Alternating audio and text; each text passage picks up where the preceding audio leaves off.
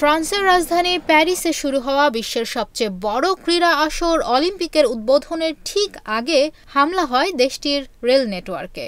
হয় ভাঙচুর ও অগ্নিসংযোগের মতো ঘটনা। ফরাসি কর্তৃপক্ষ এ ঘটনার পেছনে এখন পর্যন্ত আনুষ্ঠানিকভাবে কাউকে দায়ী না করলেও ইসরায়েল দাবি করেছে এসব হামলার জন্য ইরান দায়ী।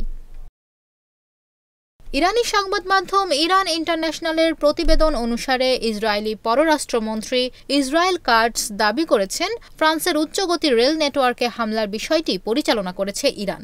সামাজিক যোগাযোগ মাধ্যম এক্সে শেয়ার করা এক টুইটে তিনি এ দাবি করেন। পোস্টে ইসরায়েল কাটজ বলেন, প্যারিস অলিম্পিক সামনে রেখে ফ্রান্স জুড়ে রেলওয়ে অবকাঠামোর ওপর যে নাশকতা হয়েছে তা ইরানের মদদে কট্টর ইসলামপন্থীরা এর পরিকল্পনা ও বাস্তবায়ন করেছে।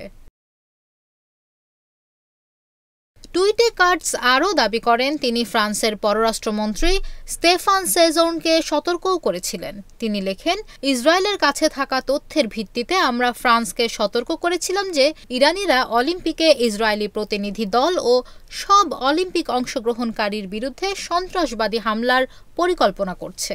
তাদের চক্রান্তকে ব্যর্থ করার জন্য বাড়তি প্রতিরোধমূলক ব্যবস্থা নেওয়া উচিত।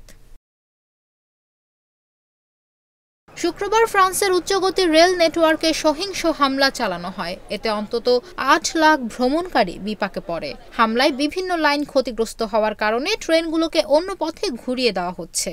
এগুলোর মধ্যে বেশিরভাগেরই চলাচল আপাতত বন্ধ রাখতে হবে। তবে দক্ষিণ পূর্বাঞ্চলে এ ধরনের আক্রমণের প্রচেষ্টা ঠেকিয়ে দেয়া গেছে। এতে সেখানকার লাইনগুলো অক্ষত আছে। সংঘবদ্ধ এ হামলার জেরে ফ্রান্স জুড়ে নিরাপত্তা জোরদার করা হয়েছে।